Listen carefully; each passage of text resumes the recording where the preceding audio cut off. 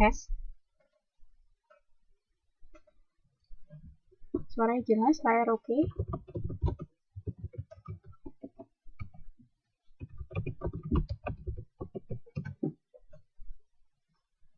Oke, pertama saya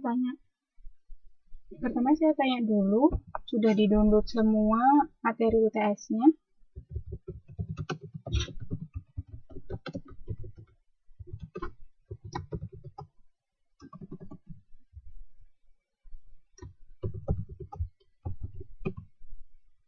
Soal untuk UTS tidak ada masalah ya.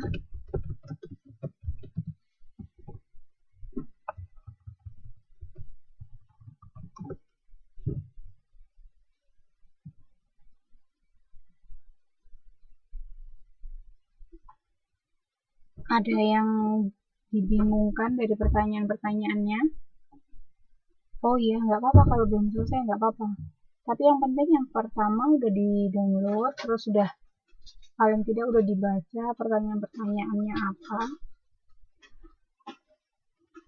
Sudah dapat gambaran ya cara mengerjakan gimana.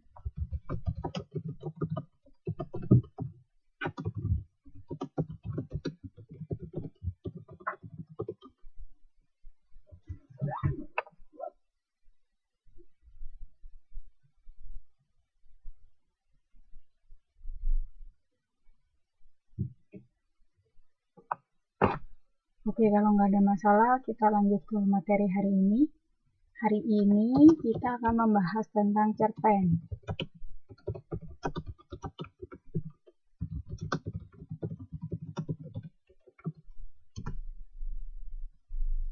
Ada yang sudah pernah membuat cerpen?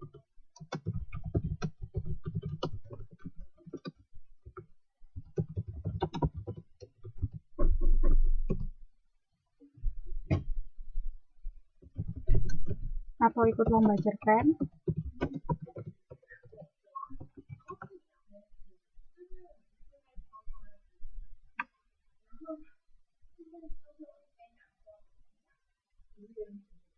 Oke, malam ini kita belajar ya.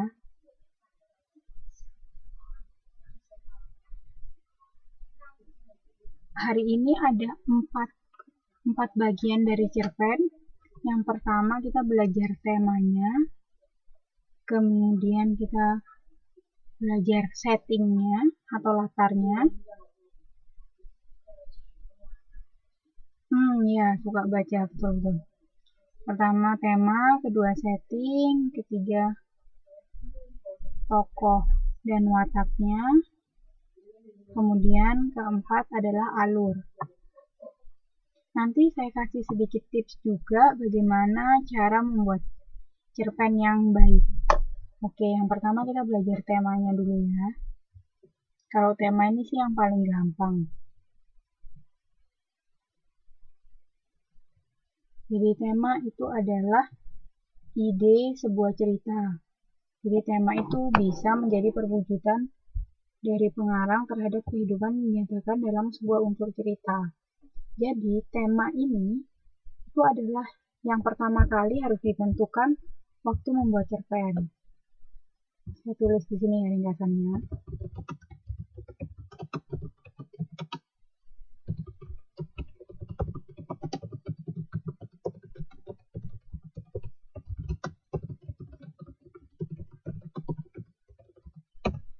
Maunya tentang apa? Misalkan tentang percintaan.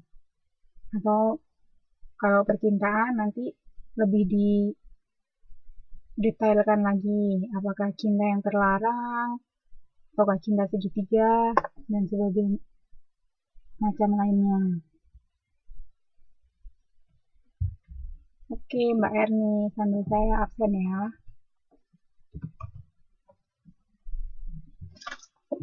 Oh iya, sampai saya lupa. Jadi kalau di modul ada di halaman 61. Modul halaman 61.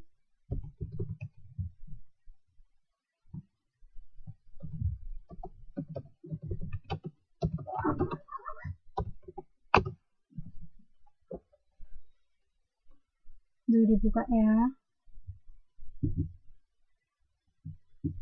Nah, bisa juga berupa kehidupan sehari-hari.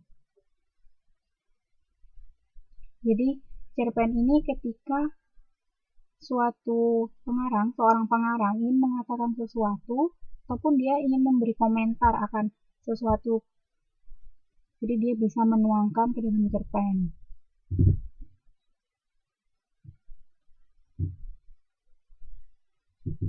Temanya kan suka-suka ini ya pengarangnya.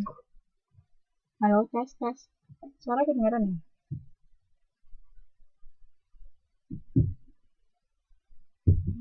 Nah, apa yang dilakukan untuk mempertegas temanya? Ada 4. Yang pertama, dialog antar tokoh-tokohnya.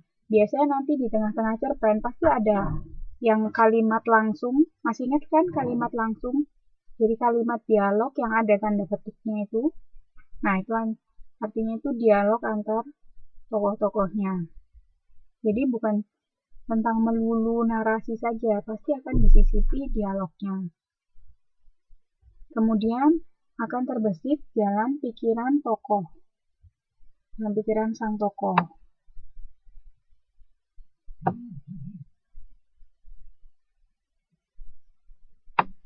Nah, ini akan terbesit nanti jalan pikiran sang tokoh. Misalkan cerpen ini temanya ketika seorang wanita terbelit dilema, dia ingin memilih karir atau lebih ingin fokus mengurusi keluarganya. Nah, nanti akan ada narasi atau ada cuplikan-cuplikan yang menggambarkan bahwa oh, tokoh ini tuh lebih suka untuk mengejar karirnya. Nah, contohnya yang ketiga itu adalah akan ada kejadian-kejadian. Nah, misalkan contohnya, suatu hari anak dari sang tokoh ini sedang sakit. Tapi pada hari tersebut juga, sang tokoh ini harus mengadakan atau menghadiri meeting yang sangat penting. Nah, kemudian dari 2 hal itu, dia memilih salah satu. Nah, itu adalah kejadian-kejadian. Dari kejadian-kejadiannya itu bahkan akan terbesit. Misalkan, kalau misalkan sang tokoh itu memilih untuk berangkat ke kantor, wah kelihatan. Berarti sang tokoh ini lebih suka mengejar karirnya. Tapi ketika sang tokoh ini lebih, oke lah, aku akan jaga anakku di rumah. Nah, berarti sang tokoh ini lebih mementingkan keluarganya. Jadi dari kejadian-kejadian itu, tema akan menjadi lebih tegas. Jadi akan mempertegas tema. Nah, kemudian setting cerita. Setting cerita nanti akan saya jelaskan di slide selanjutnya. Ada penjelasan yang lebih detail lagi.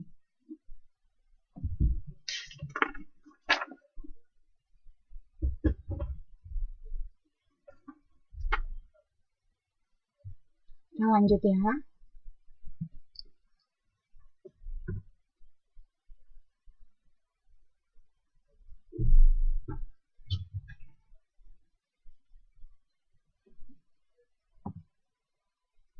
Nah, setelah kita menentukan tema, yang selanjutnya harus diperhatikan juga yaitu latar atau setting. Jadi yang pertama setelah tema, kemudian yang harus diperhatikan adalah latar atau setting. Nah, untuk latar atau setting, itu teman-teman bisa lihat di halaman 73. Modul halaman 73.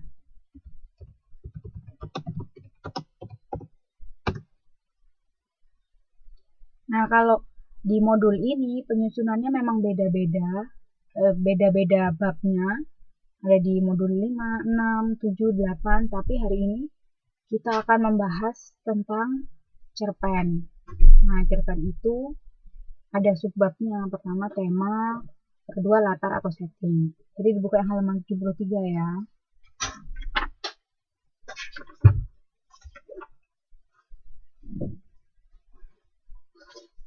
Iya, yang baru datang Mbak Julia, sebentar saya absen ya. Saya tulis presensinya dulu. Oke, baru datang dibuka halaman 73 ya.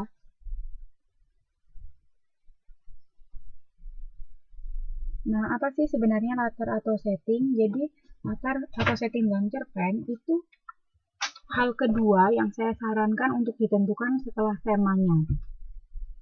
Kenapa? Karena hal ini nanti akan berkaitan dengan watak dan alur ceritanya juga. Jadi, watak tokoh dan alur ceritanya tema ini, cerpen ini akan sangat berkaitan. Kalau di modul yang halaman 73, modul ini membagi ada secara garis besar macam setting atau latar dalam cerpen. Yang pertama, latar tempat.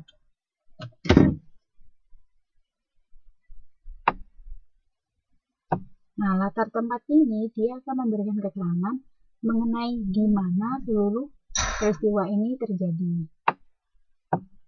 Apakah di sebuah kota, settingnya itu kota, misalkan kotanya di Paris atau mungkin di Bali, seperti itu. Atau mungkin hanya di dalam rumah saja, atau bahkan yang lebih spesifik lagi, hanya di dalam kamar.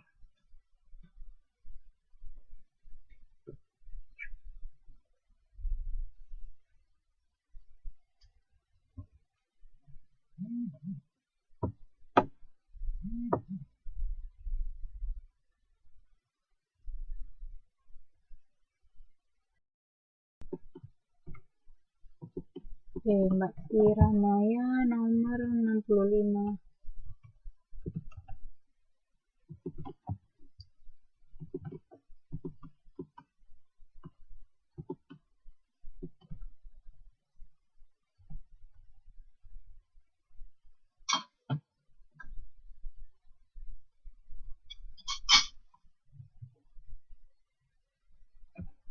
Yang kedua adalah latar waktu. Kalau latar waktu ini mengenai kapan peristiwa itu terjadi. Misalkan zaman perjuangan, settingnya dalam perjuangan, tahun 1945, atau mungkin bulan Januari, atau mungkin hari Minggu. Atau biasanya kan ada juga saat-saat tertentu. Misalkan saat purnama bersinar.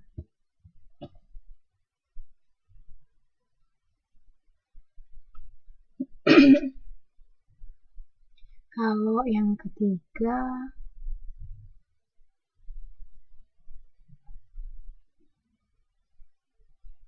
itu latar suasana. Jadi keterangannya mengenai bagaimana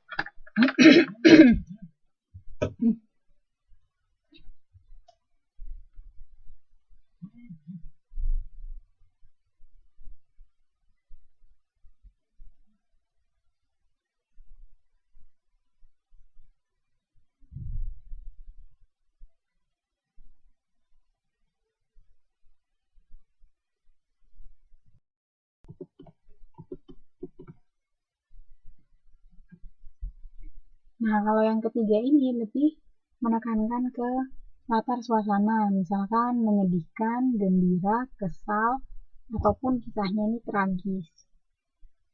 Kalau misalnya yang keempat ini, yaitu latar sosial.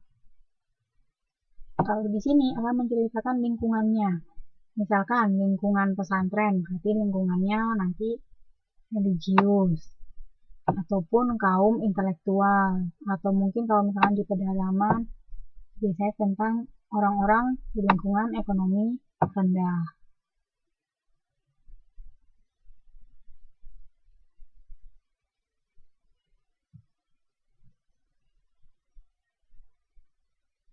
Nah, kalau yang hal ketiga, hal selanjutnya setelah kita menentukan temanya apa, misalkan temanya saya ingin menulis tentang wanita yang mempunyai dilema antara memilih anak, maksudnya keluarga, ataupun karir. Nah, kemudian settingnya ditentukan.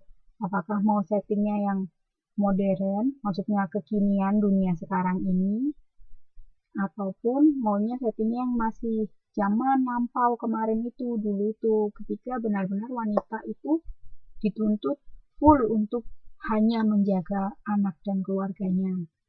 Nah, jadi pertama tema, kemudian disempitkan lagi.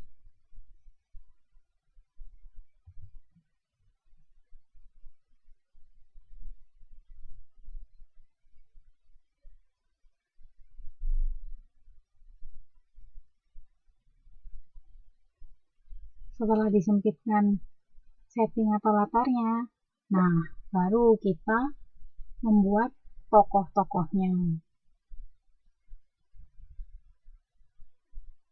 Nah, tokoh merupakan pelaku yang ada di dalam sebuah cerita yang mengalami peristiwa tersebut.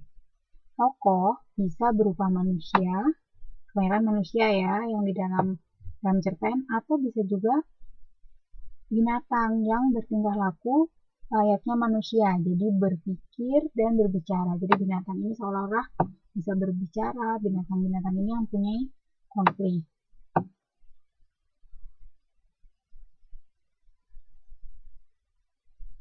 Nah, untuk menghidupkan tokoh dalam cerita, tokohnya ini diberi watak. Lalu bagaimana cara menghidupkan wataknya ini? Dilihat dari perbuatannya,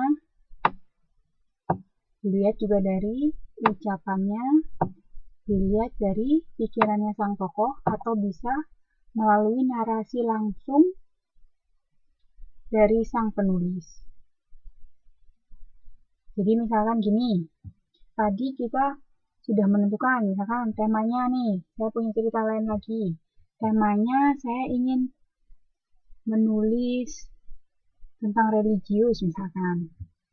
Lalu kita membuat setting atau latar. Oh, latarnya kehidupan di pesantren. Nah, ya, ke tahap yang kedua, kita turun ke tahap yang ketiga, yaitu penokohan. Oke, saya mau bikin tokoh yang pertama. Tokohnya seorang ustadz atau seorang kiai haji atau juga mungkin pimpinan pesantren itu. Kemudian tokoh yang kedua ada juga ustadz, tapi sekarang ustadznya perilakunya buruk, jadi wataknya perilakunya buruk. Nah, itu adalah cara menghidupkan si tokoh ini. Jadi misalkan, dia seorang ustadz nih, tokohnya ustadz, tapi perbuatannya tidak mencerminkan ustadz. Jadi, misalkan dia suka mabuk-mabukan, suka ucapannya juga kasar, nah seperti itu. Jadi, cara membangun si tokoh ini adalah dengan memberi watak. Nah, setelah diberi watak, maka akan timbullah konflik. Loh, kok ustadz kok, tapi perbuatannya tidak mencerminkan ajaran agama Islam. Nah, akan seperti itu. Jadi udah kebayang ya, dari yang pertama kita menentukan tema, kemudian settingnya apa nih, atau latarnya apa nih. Kemudian kita menentukan tokoh-tokohnya, dan tokohnya ini diberi watak. Saya rangkum di sini ya.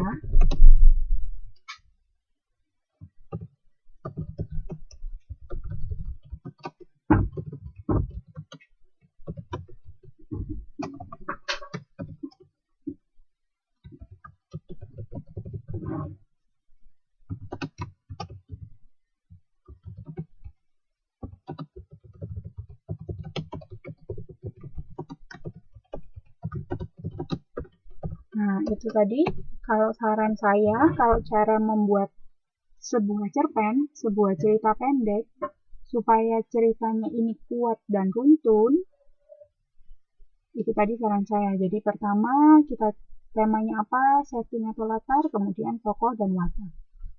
Ada yang masih bingung? Oke, apa slide sebelumnya? Ada yang masih bingung nggak?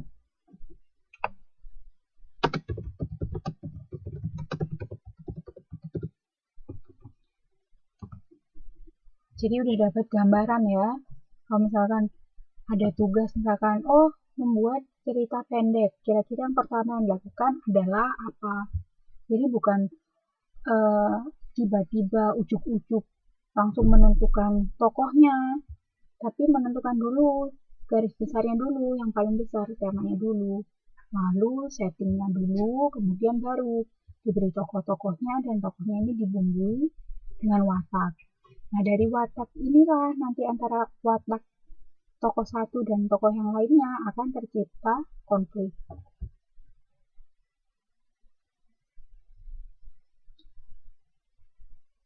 Jelas ya kenapa saya sarankan kalau untuk membuat cerpen, langkah-langkahnya 3 itu dulu yang ditentukan.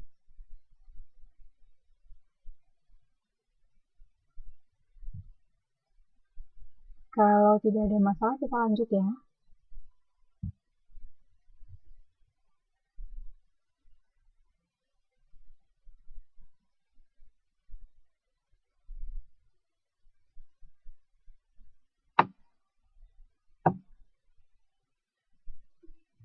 Kita lanjut ya.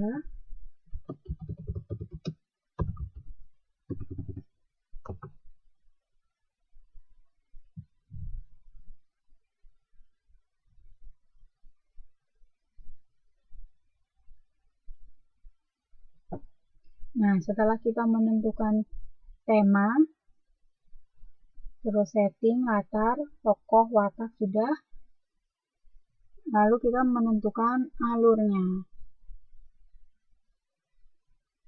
Nah, alur merupakan susunan berbagai peristiwa yang menjalin sebuah cerita dari awal hingga akhir berdasarkan hukum sebab akibat. Untuk yang alur ini, teman-teman bisa dibuka halaman 86, modul halaman 86.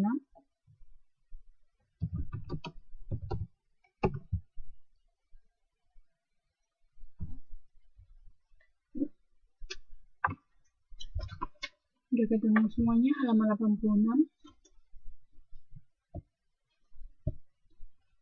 Nah, mengapa kok ada kata-kata hukum sebab akibat?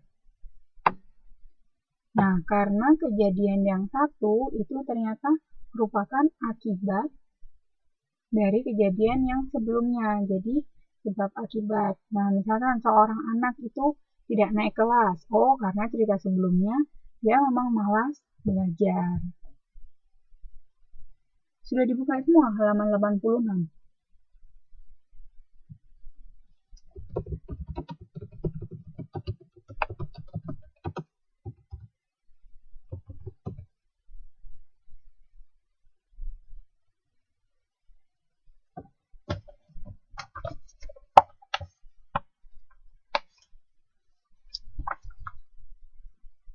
Nah, jadi sebuah kekuatan ceritanya itu terdapat dari bagaimana seorang pengarang membawa pembacanya mengikuti mulai dari timbulnya konflik, memuncak, lalu berakhirnya.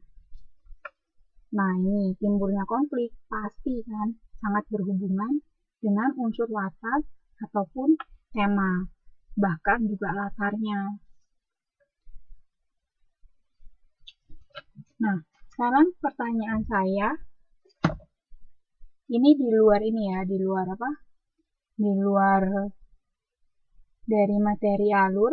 Sekarang saya mau tanya, kenapa kok di halaman 86 ini ada tulisannya kayak gini? 2004.216. Ada yang tahu? Oh, nomor 55. Bentar ya, saya absen kalian.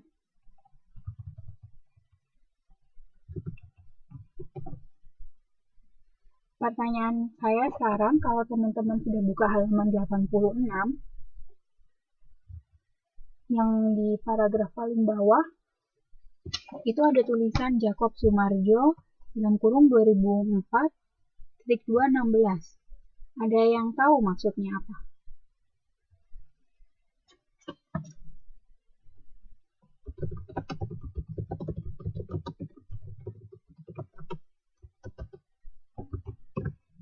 Ayo, coba. Itu Jacob Sumarjo 2004.216.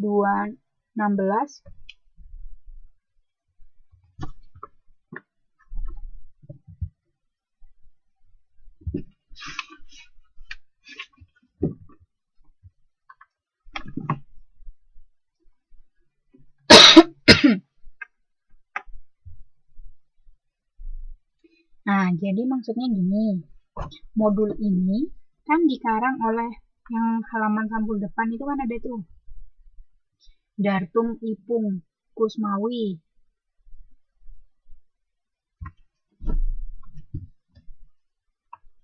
Yang 2004.216 itu berarti si penulis modul ini mengutip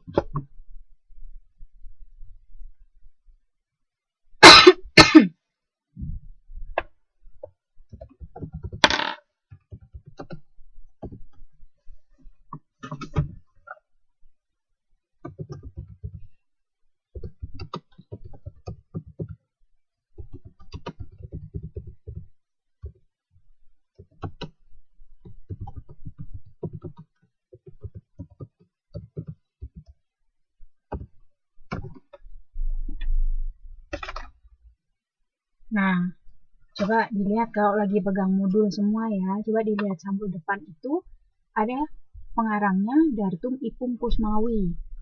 Lalu di halaman 86 dia menulis Jacob Sumarjo tahun 2004.216.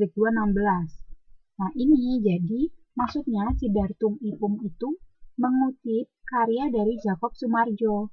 Jadi masih ingat nggak yang kemarin saya bilang kalau menulis sesuatu tapi kalau mengambil atau mengambil ilmu dari orang lain atau mengutip kata-kata dari orang lain kita harus menentukan sumbernya. Masih ingat nggak ya? Nah, jadi coba dilihat di halaman yang halaman 110, di halaman paling akhir, halaman 110. Nah, itu kan ada tuh tulisannya. Kalau ketemu, coba dilihat yang S, Sumarjo, Jacob 2004.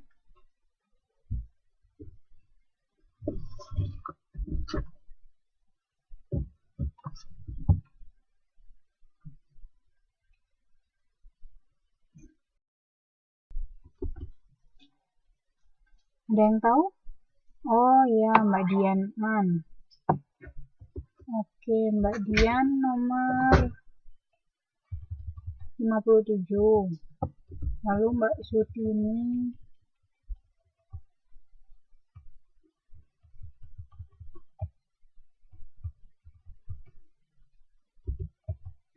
ayo tadi apa? Coba dijawab dulu tuh yang halaman 87. Apa yang dimaksud? Dalam kurung Aan Sugianto Mas, 1998.245. Jadi kan sudah saya kasih tahu tuh. Contohnya yang Jacob Sumarjo.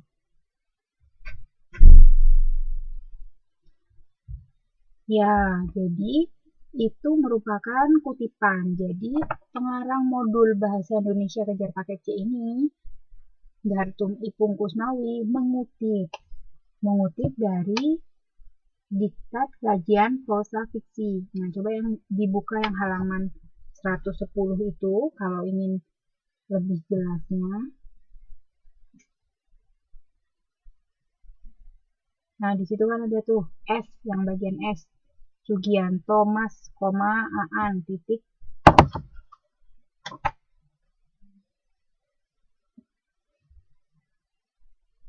(1998).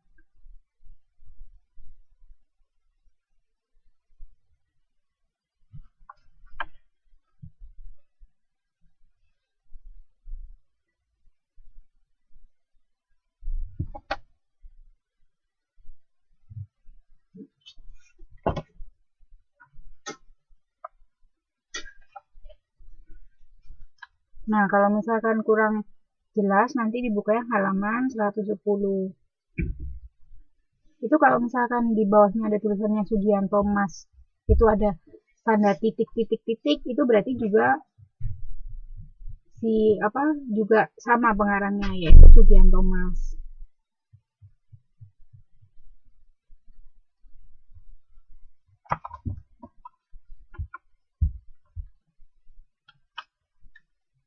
Nah, itu tadi sekilas intermezzo, hanya sekilas intermezzo saja. Nah, jadi tadi masih ingat ya, apa saja yang saya sarankan langkah-langkahnya kalau membuat cerpen? Masih ingat nggak?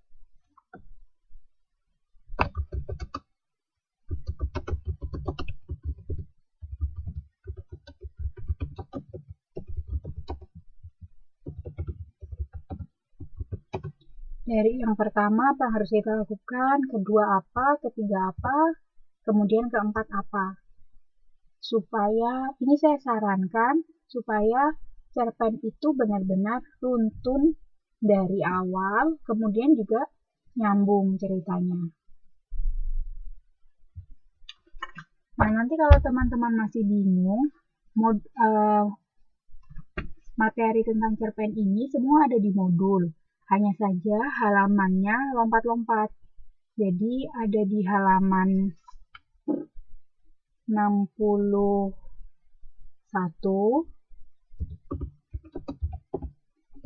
ada juga di halaman 73, ada juga di halaman 86, kemudian ada di halaman 100. Ya. Jadi betul tadi. Jawabannya yang pertama adalah tema. Jadi kita menentukan dulu temanya, kemudian kedua kita menentukan setting atau latarnya. Nah, kemudian setelah kita menentukan setting atau latar, kita menentukan tokoh-tokohnya, kemudian dibumbui oleh watak-watak dari setiap tokoh ini. Nah, dari perbedaan watak setiap tokoh ini, maka akan timbullah konflik. Setelah kita tahu konfliknya apa saja, kita bisa mengatur alurnya. Itu tadi keempat langkah untuk membuat cerpen. Jadi yang pertama adalah tema, kemudian kita buat latar atau settingnya,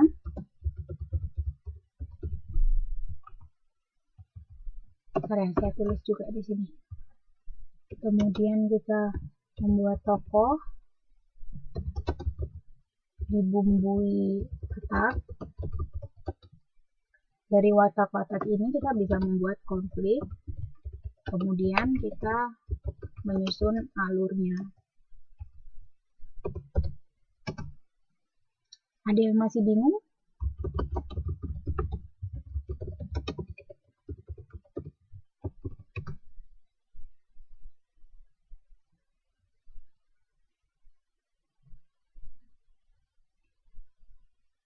Mungkin saya kasih contohnya aja ya tadi, misalkan dari awal sampai akhir. Misalkan tadi yang cerita yang tentang di pondok pesantren tadi. Nah, pertama kita tentukan temanya apa. Tema, saya ingin membuat cerita yang temanya religius. Nah, berarti langkah pertama adalah menentukan tema. Kemudian kita buat, settingnya atau latarnya di mana? Oke, kita mau buat setting di pesantren. Nah, berarti kan setting atau latar tuh. Nah, yang ketiga, kita menentukan tokoh-tokohnya. Berarti ada Pak Ustadznya, mungkin para pengajarnya yang di pesantren, juga mungkin pemilik pesantren. Ada juga mungkin kepala pesantren. Kemudian ada juga siswa-siswa dari pesantren tersebut. Nah, kemudian setelah kita menentukan tokoh-tokohnya, tokoh sentralnya, kemudian tokoh yang bawahannya, kita menentukan watak-watak dari setiap tokoh ini. Nah, misalkan ada Ustadz A, itu dia sangat religius. Kemudian Ustadz B, ada juga dia penampilannya religius, tapi perbuatannya tidak mencerminkan ajaran-ajaran agama Islam, seperti dia misalkan suka minum minuman keras atau mungkin perkataannya kasar. Tapi di semua orang, di mata semua orang, Ustadz yang B ini terlihat baik karena dilihat penampilannya bagus. Nah, seperti itu tokoh-tokohnya. Nah, mungkin bisa aja kita menambahkan konfliknya, misalkan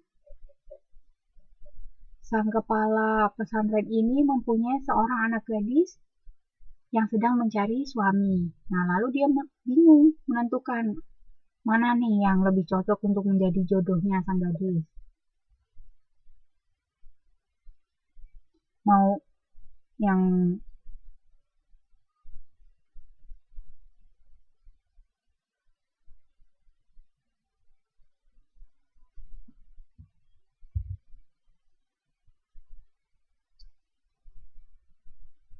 yang Ustadz A atau yang Ustadz B. Nah, kemudian timbullah konflik. Nah, tes kalau sekarang kedengaran. Nah, kemudian kita menentukan nih alurnya. Alurnya mau maju saja kayak tadi itu, mulai dari awal.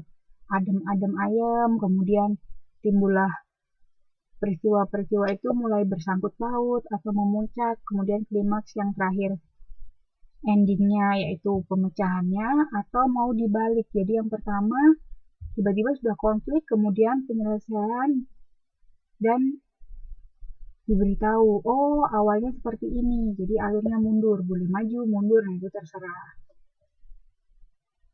Jadi itu tadi 4 langkah dalam membuat cerita pendek.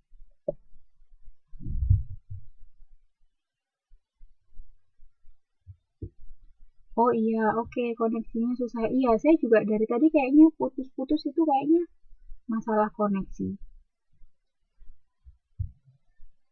Oke, nggak apa-apa, nanti kita bisa, yang misalkan nggak bisa hadir sekarang, bisa dengar lewat rekaman YouTube kan, nggak apa-apa. Oke, yang soal 4 langkah membuat cerpen ini, ada yang masih bingung gitu?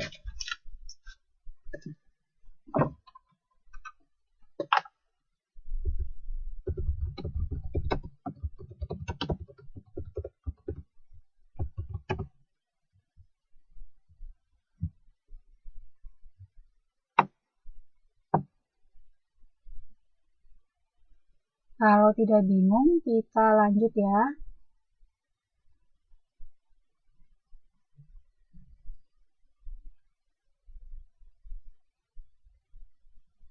Nah, kalau misalkan ini ada contoh soal.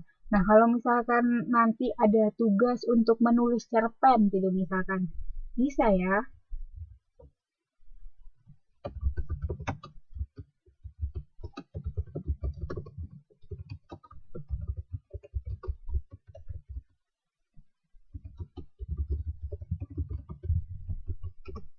Oke.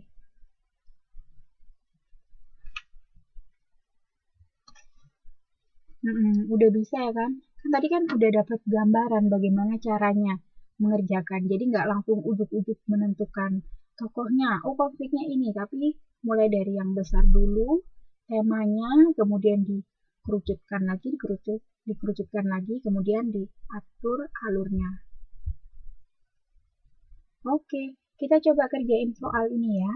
Ini ada di halaman, bentar, halaman 103. Coba halaman 103. Kalau yang sedang tidak pegang modul bisa dilihat layarnya jelas ya.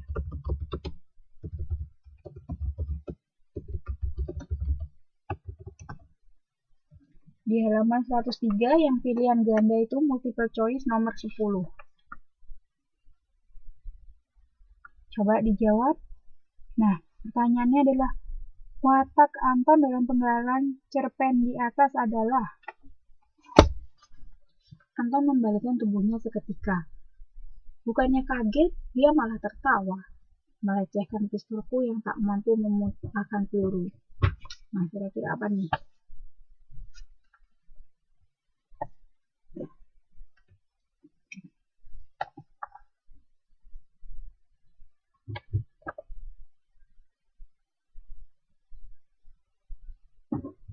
Apakah A. curang, baik hati, penolong, pemurah, atau E. sombong? Oke, semua Mbak Waryanti, Mbak Sutini, Mbak Novi menjawab E. Mbak Santi juga. Ada yang punya jawaban lain? Apakah Curang si Anton? Ada yang punya jawaban lain?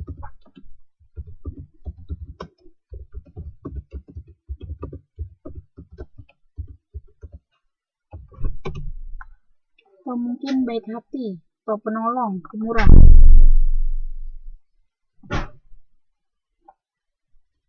Oke, yang nomor 10 yang betul jawabannya sombong ya.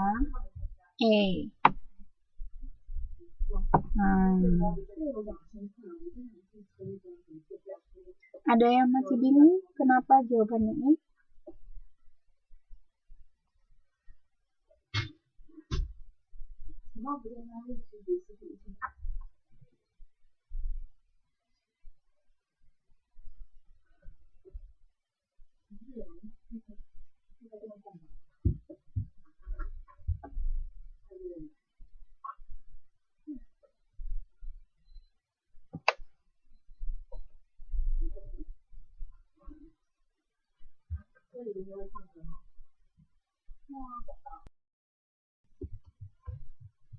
Nah, soal selanjutnya ada di halaman 78. Coba yang nomor 9. Gambaran latar waktu dalam cerpen ditunjukkan dengan kutipan A, B, C, D, E. Masih ingat ya gambaran latar waktu? Tadi latar ada 4 macam. Nah, coba itu dibaca. Kalau yang lupa tadi latar itu kan ada latar tempat, latar waktu, latar suasana, kemudian latar sosial. Nah, sekarang kalau latar waktu yang mana ya? Ya, semua jawabannya A ya. Gampang. Ya, gampang sekali. Kelihatan ya, pagi itu mereka makan bersama. Nah, ini berarti menjelaskan kapan hal tersebut terjadi. Waktunya kapan? Terjadinya kapan? Oh, pagi. Kalau yang nomor 9 ini tidak ada masalah ya. Atau ada yang masih bingung? Oke, nggak apa-apa. Kita ada di halaman 78. Tadi barusan jawab yang nomor 9. Ada yang masih bingung kenapa kok jawabannya yang nomor 9 itu A?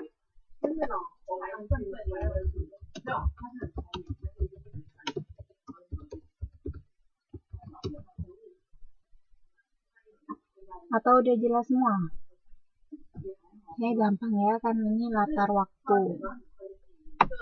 Pagi itu mereka makan bersama.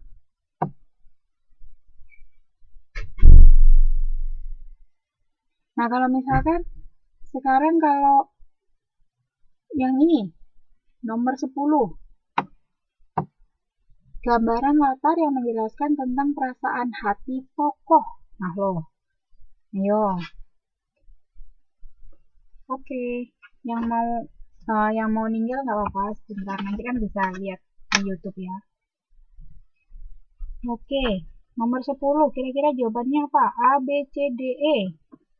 Sedikit review ya tadi latar itu ada 4 jenis. Tempat, suasana, latar sosial, dan waktu. Kira-kira jawabannya apa nih? Menjelaskan tentang perasaan hati tokoh. Oke, kebanyakan semua menjawab E ya. Ada yang punya jawaban lain? Oke, benar. Itu yang nomor 10 jawabannya adalah yang E. Latar suasana. Kayaknya nggak masalah ya ini. Oke, kita lanjut nih.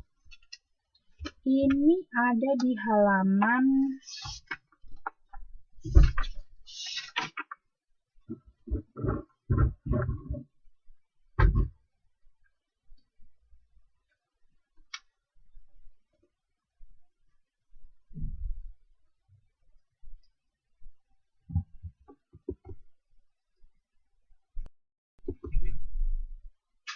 soal terakhir.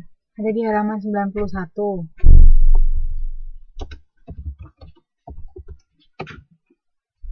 Coba yang nomor Nomor 6. Jalinan cerita dalam sebuah cerpen disebut apa? A, B, C, D, E, tema, penokohan, amanat, alur, atau latar.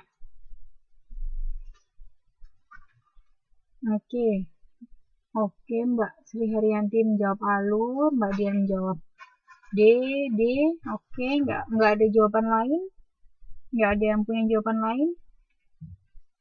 Bukan latar.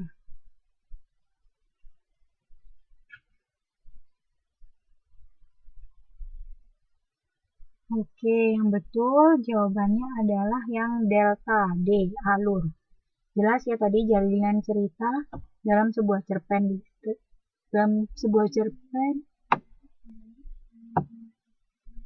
disebut. Nah, tadi masih ingat kan yang awal-awalnya tadi yang saya ceritakan ada tahapan-tahapan dalam alur. Nah, ini jawabannya. Jadi itu jalinan cerita. Alur-alur yang mengaitkan cerpen tersebut. Ayo, nih sekarang nomor 7. Yang tidak termasuk bagian dari alur adalah yang nomor 7.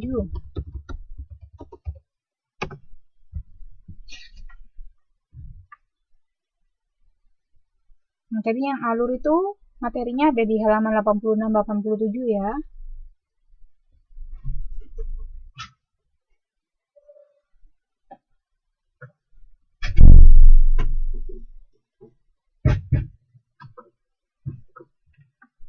Yang tidak termasuk bagian alur.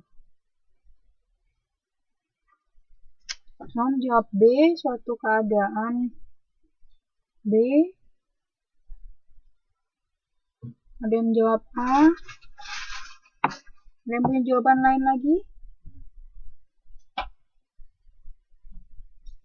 Nah, kalau menurut saya nomor 7 ini jawabannya adalah A. Jawabannya A. Coba dilihat lagi materi halaman 87. Coba dilihat.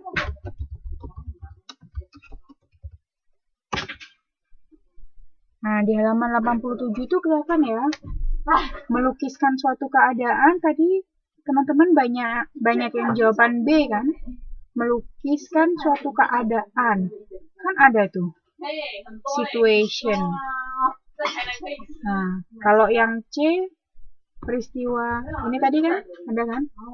Yang ini namanya situation.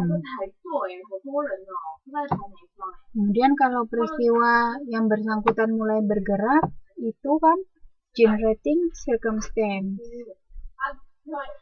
Kalau keadaan mulai memuncak itu berarti yang rising action. Nah, kalau yang ini yang climax. Nah, sedangkan kalau A tadi kan ingat ya latar atau setting tadi kan. Nah, jangan terjebak ya. Nanti coba dicek lagi halaman 87 materinya. Nah, itu soal terakhir. Waktu ngerjain soal-soal ini gimana? Masih bingung atau udah jelas?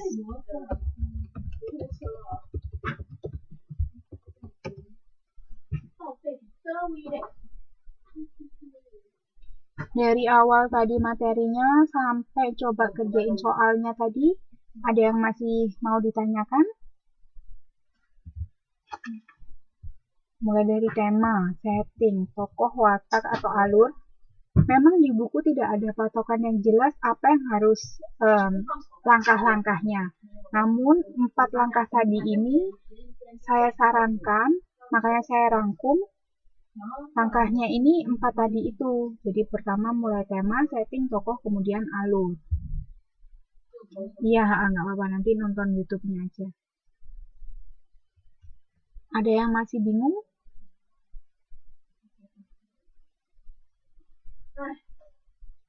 Kalau udah jelas yang tentang hari ini full tentang cerpen. Full tentang cerpen. Ya.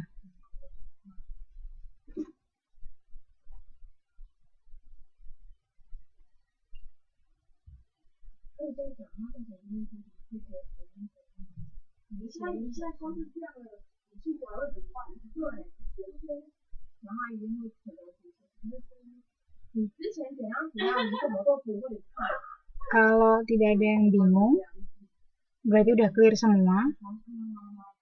Berarti pertemuan hari ini saya akhiri sampai di sini.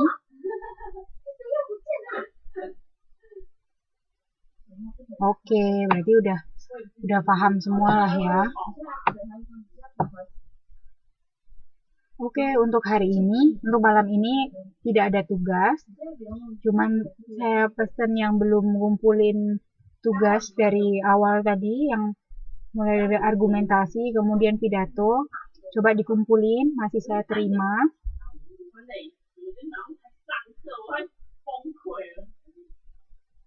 Alamat email saya sudah saya cantumkan ya, di setiap slide juga ada. Berarti tugasnya sampai saat ini hanya 2 itu. Ya, tapi belum saya komentarin atau mungkin belum saya balas satu-satu. Sampai saat ini tugasnya baru 2 itu, argumentasi dan pidato. Oke, kalau tidak ada pertanyaan, maka materi hari ini saya akhiri sampai di sini. Terima kasih semuanya, mohon maaf karena tadi sempat terputus karena koneksi internet. Jadi malam ini saya akhiri. Wassalamualaikum warahmatullahi wabarakatuh. Yap, free, tidak ada tugas.